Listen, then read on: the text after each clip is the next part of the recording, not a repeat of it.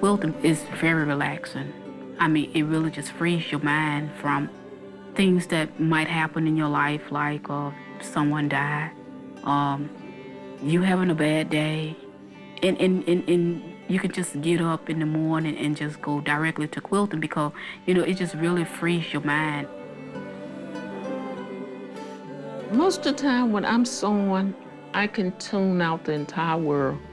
I don't hear anything and don't see anything but that quilt.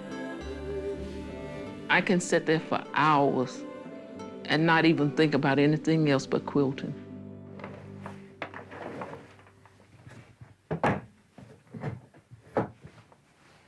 When I retired, I didn't have anything to do.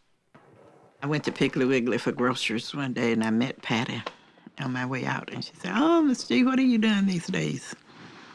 And I said, "Being bored. I'm not doing anything." And she said, "Why don't you come to Mississippi Cultural Crossroads and learn how to quilt?" Let's see, Mrs. Buck says she had to go.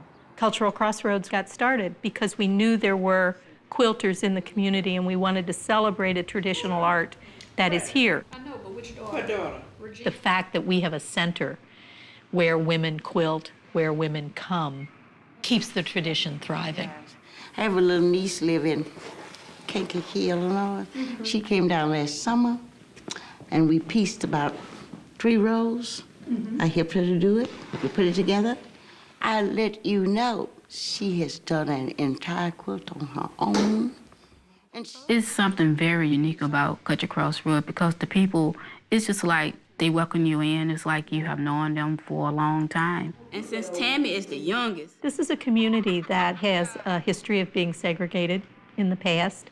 I called it my... There are very few avenues where blacks and whites in this community sit down and work together. Because I would piece it during the summer and then quilt on it when school started and have it ready. People know this is a place that everybody's welcome. Cut close to it. Nobody told me that you would be addicted to quilting. I don't like that I can't go on and do my other work because I want to see how this is going to come out.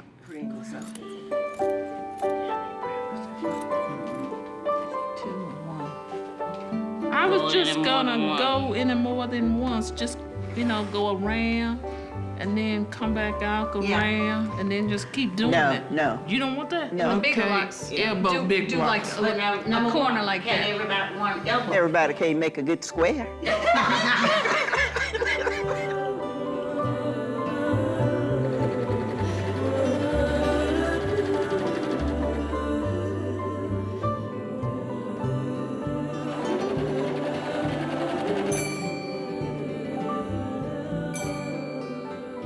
I do remember when I first started quilting, and after I would cut out the pieces, I would have all these little strings left.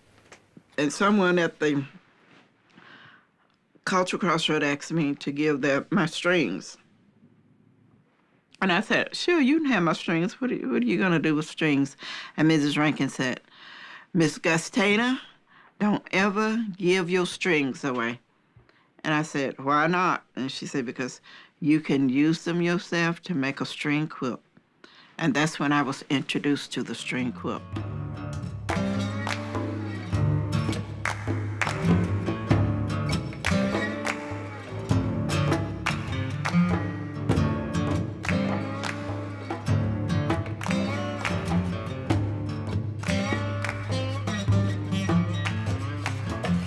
My great-grandmother was in the kitchen, and when she was cutting out scrap material, she'd give my mother the strings what were left.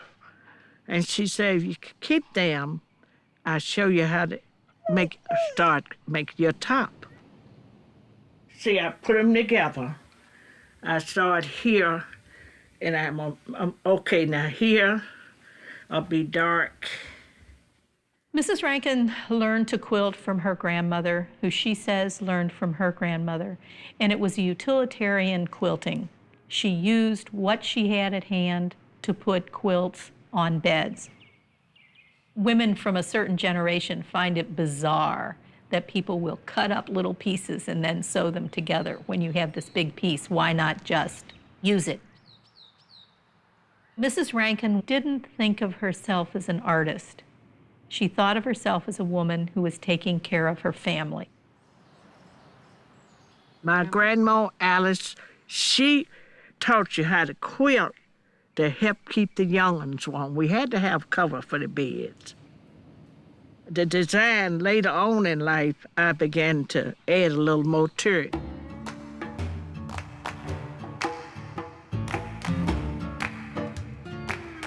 First, I better start here. Dad and Mama picking cotton.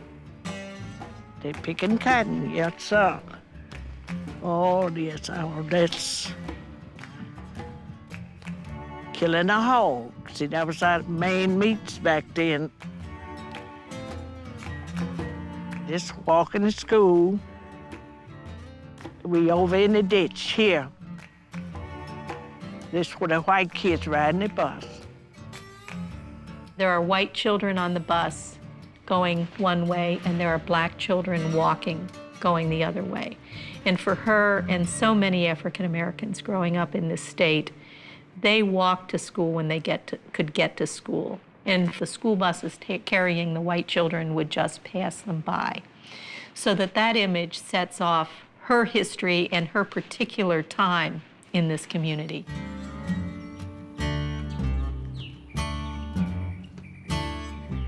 When Miss Rankin was quilting, she really inspired me. It was the way that she used colors. She could just take some material that I would call just ugly. And before you knew it, she would have made something really beautiful out of it.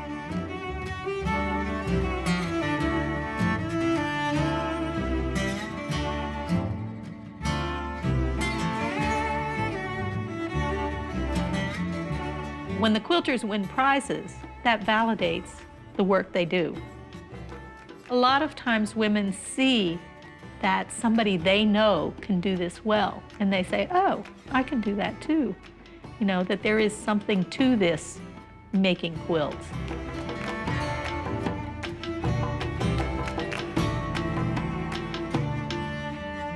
Mrs. Rankin received the National Heritage Award from the National Endowment for the Arts. This is an award that's given every year to about 10 traditional artists in this country. When I got a $10,000 award, they carried me to the White House. Lord have mercy, I'm at the White House. That's what I'm saying in my heart. But when Hillary Clinton, when she come by me, she was so nice. God, she's just like one of my daughters. Come by me, I wasn't nervous or nothing. I didn't have an idea the quilt would go so far in life. Just thinking about it.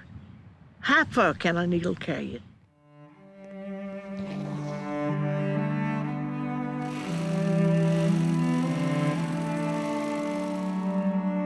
Quilting has long been an art form practiced in groups. In 1987, this notion was taken to an extreme. Thousands of people contributed pieces to the original AIDS quilt, making it the world's largest community art project.